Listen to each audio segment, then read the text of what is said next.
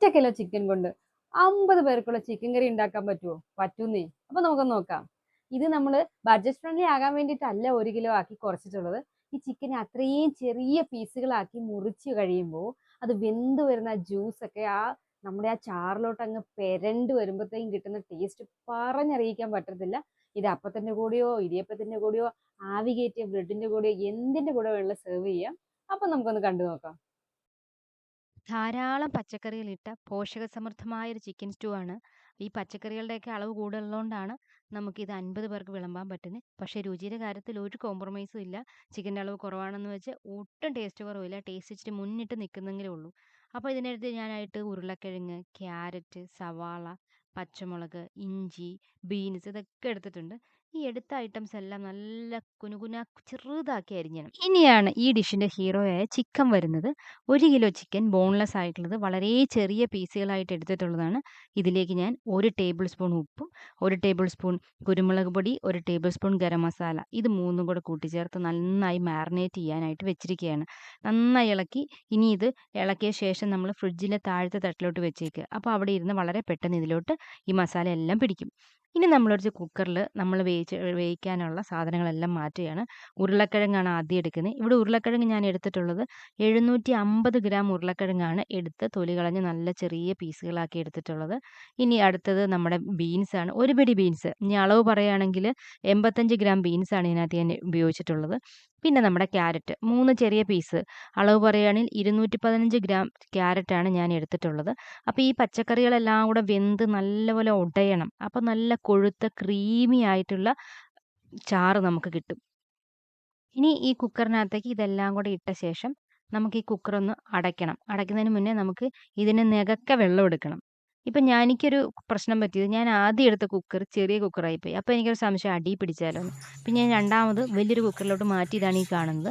ഇനി ഇതിനകത്തേക്ക് വേകാൻ വേണ്ടിയിട്ട് നമ്മൾ 1 ടീസ്പൂൺ ഉപ്പും കൂടി ഇട്ട് കറക്റ്റ് വെള്ളം അതിൻ്റെ മുകളിൽ നിൽക്കുന്ന രീതിയിൽ വെള്ളം നിർത്തിയ ശേഷം വേണം നമ്മൾ അടച്ച് നമ്മളിത് വേകാനായിട്ട്. ഇനി ചുവട് കട്ടിയുള്ള വലിയൊരു പാത്രം ഞാനിവിടെ ഒരു അലുമിനിയത്തിൻ്റെ ഉരുളിയാണ് എടുത്തിട്ടുള്ളത്. ഇന്ത്യ അലുമിനിയത്തിൻ്റെ.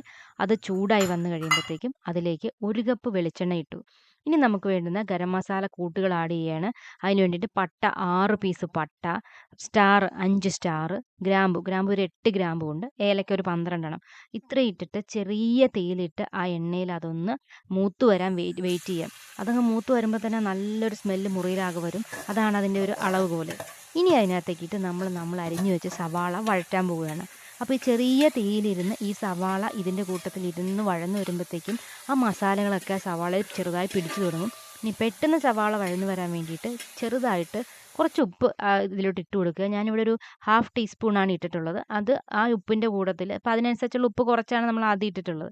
ഇനി ഇത് ഒരുമാതിരി വഴന്ന് ഇത് ഒരുമാതിരി ഡ്രൈ ആകണ്ട, ഒരുമാതിരി വഴന്ന് വരുമ്പോഴത്തേക്കും അതിനകത്തേക്ക് നമ്മൾ ഇഞ്ചി വെളുത്തുള്ളി പേസ്റ്റും പച്ചമുളകും ഒരു 3 വലിയ പീസ് ഇഞ്ചി, അതായത് ഒരു 40 ഗ്രാം ഇഞ്ചിയും, വെളുത്തുള്ളി ആണെങ്കിൽ ഒരു 35 ഗ്രാം വെളുത്തുള്ളിയാണ് ഞാൻ എടുത്തിട്ടുള്ളത്. പച്ചമുളകിൻ്റെ അളവ് പറയുകയാണെങ്കിൽ ഒരു 70, 80 ഗ്രാം പച്ചമുളകുമാണ് ഞാൻ ഇതിനു വേണ്ടി എടുത്തിട്ടുള്ളത്. അപ്പോൾ ഇതെല്ലാം കൂടി ഇട്ടിട്ട് ഇനി നന്നായി ഇളക്കണം.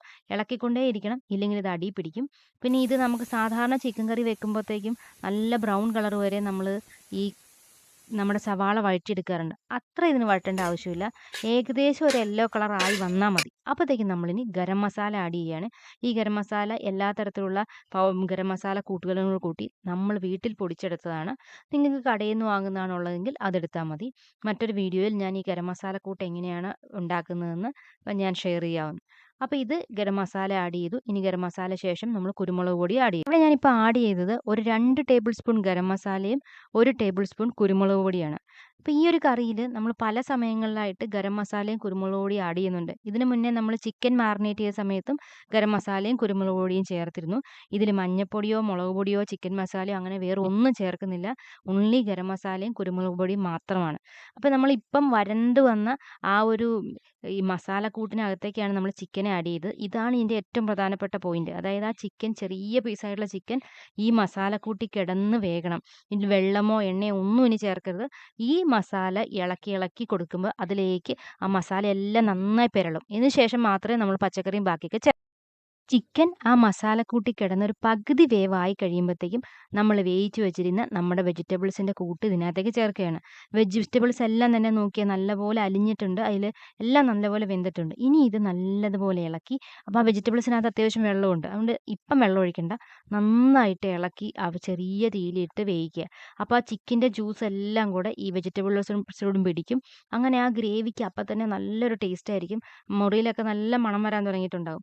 അപ്പം നിങ്ങൾക്ക് ഓരോരുത്തർക്കും ഗരം മസാലയുടെയും ഉപ്പിൻ്റെയൊക്കെ ടേസ്റ്റ് വേറെ വേറെ ആയിരിക്കും. ഗരം മസാല കൂടുതൽ വേണ്ടവർ ഇതിൻ്റെ ഇടയിൽ ഇനിയും ആഡ് ചെയ്ത് കൊടുക്കാം. കുറവ് വേണ്ടവർ ഞാൻ പറഞ്ഞ അളവിൽ നിന്ന് കുറയ്ക്കുകയും ചെയ്യാം. ഉപ്പും ഓരോ വീട്ടിലെ ആളുകൾക്ക് ഓരോ ഉപ്പായിരിക്കും. അതും നോക്കി ചെയ്യുക. പക്ഷേ ഇതിൽ ഈ ഗരം മസാലയാണ് ഇത് മുന്നിട്ട് നിൽക്കേണ്ടത്. പ്രത്യേകിച്ച് ആ പട്ടയുടെയൊക്കെ ഒരു മണവും സ്മെല്ലും നമുക്കത് കഴിക്കാൻ എടുക്കുമ്പോൾ തന്നെ നമുക്കത് തിന്ന ഫീൽ വരും. അതുപോലെയാണ്. ഇനി നമുക്ക് തേങ്ങാപ്പാൽ എടുക്കണം. ഞാനിവിടെ 2 വലിയ തേങ്ങ ചിരണ്ടിയിട്ടുണ്ട്. അപ്പോൾ അതിൽ 1-ാം പാലും 2-ാം പാലും എടുത്തിട്ടുണ്ട്. 1-ാം പാല് ഇതിപ്പോൾ ഞാൻ ഒഴിക്കുന്നത് 1-ാം പാല് അല്ല, 2-ാം പാലാണ് ഞാനിപ്പോൾ ഒഴിച്ചത്. 2-ാം പാൽ എടുത്തത് 1 ലിറ്റർ 2-ാം പാലാണ് ഒഴിച്ചിട്ടുള്ളത്. 2-ാം പാൽ ഒഴിച്ച ശേഷവും നന്നായിട്ട് ഇളക്കി ചെറിയ തീയിൽ വെച്ച് ഇത് നമ്മൾ വേവിക്കുകയാണ്. അപ്പോൾ ഇത് അത്യാവശ്യം ഒന്ന് വറ്റി വരണം. അപ്പോൾ ആ പാലിൻ്റെ ആ ഒരു മധുരവും ആ ഒരു ക്രീമി ടെക്സ്ചറും ഒക്കെ ഇപ്പോൾ ഇതിലോട്ട് വന്ന് ചേർന്നിട്ടുണ്ട്. നമുക്ക് ഇനി അത് നല്ലപോലെ തിളച്ചു. 2-ാം പാൽ ഒഴിച്ചിട്ട് തിളച്ചാലും കുഴപ്പമില്ല. 1-ാം പാൽ ഒഴിച്ചിട്ടാണ് തിളക്കരുതെന്ന് പറയുന്നത്. അപ്പോൾ ഇത് നമ്മൾ വീണ്ടും വീണ്ടും ഇളക്കി കൊടുത്തുകൊണ്ടിരിക്കുക. അപ്പോൾ ഇതിൻ്റെ ഇടയിലൊക്കെ നിങ്ങൾ ഉപ്പും എരിവും ഒക്കെ നിങ്ങളുടെ പാകത്തിനാണോ എന്ന് നോക്കിക്കൊണ്ടിരിക്കണം. ചിലർക്ക് കുരുമുളക് പൊടിയുടെ ടേസ്റ്റ് ഇഷ്ടമാണെങ്കിൽ അത് കൂടുതൽ ചേർക്കാം. ചിലർക്ക് കുരുമുളക് പൊടിയുടെ ആ കുത്തൽ ഇഷ്ടമുണ്ടായിരിക്കില്ല. അപ്പോൾ അത് മാറ്റുക. അപ്പം ഇതിങ്ങനെ ഇപ്പം തന്നെ നമുക്കത് നല്ലൊരു ചെറിയ കുറുകി വരുന്നുണ്ട്. ഇതിൽ അത്യാവശ്യം പീസുകളുണ്ട്. പിന്നെ നമുക്ക് ഈ ഒരു ചിക്കൻ കുറുമയ്ക്ക്, ഈ ചിക്കൻ സ്റ്റൂവിൽ ഒരുപാട് ചിക്കൻ്റെ പീസുകളല്ല ഇതിൽ പ്രധാനം. ഈ ചിക്കൻ്റെ എല്ലാ എസൻസും അടങ്ങിയ ഗ്രേവിയാണ്. പിന്നെ ചില ആളുകൾക്ക് ഈ ചിക്കൻ സ്റ്റൂ ആക്കി വെക്കുന്നത് ഇഷ്ടപ്പെടാത്തതിൻ്റെ കാരണം ആ ചിക്കന് അതിനകത്തുള്ള ആ വലിയ ചിക്കൻ പീസുകളിലോട്ട് ഒരു മസാലയും പിടിച്ചിട്ടില്ല, വെളുത്ത കളറിലിരിക്കും എന്നാണ് പറയുന്നത്. അത് ഒഴിവാക്കാൻ വേണ്ടിയിട്ടാണ് നമ്മളിങ്ങനെ ചെറിയ പീസാക്കിയിട്ടുള്ളത്.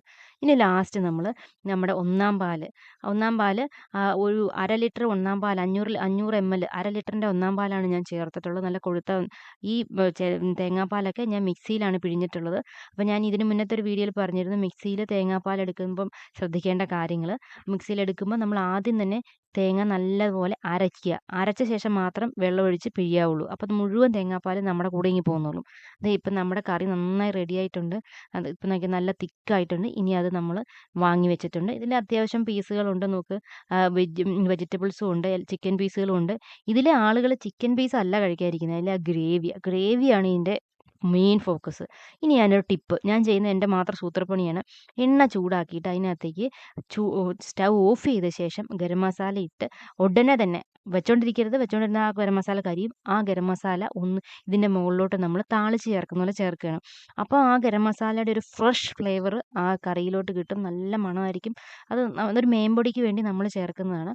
അപ്പോൾ ഇത് ഇനിയിപ്പം അടുത്ത എന്തെങ്കിലും വിരുന്നുകളോ അല്ലെങ്കിൽ എന്തെങ്കിലും ഫാമിലി ഫംഗ്ഷൻസോ ഒക്കെ ഉണ്ടെങ്കിൽ നിങ്ങൾ കാറ്ററിംഗുകാരുടെ അടുത്ത് നിന്ന് ഒന്നും ഓർഡർ ചെയ്യാതെ വീട്ടിൽ തന്നെ ധൈര്യപൂർവ്വം ഇത് ഉണ്ടാക്കി നോക്കിയിട്ട് എനിക്ക് കമൻറ്റ് ഇടണം. കാരണം അത്ര ടേസ്റ്റിയാണ്. ഞാനിതൊരു 50 പേർക്ക് വേണ്ടിയിട്ട് എനിക്കൊരു ഓർഡർ കിട്ടിയിട്ട് ഉണ്ടാക്കിയതാണ്.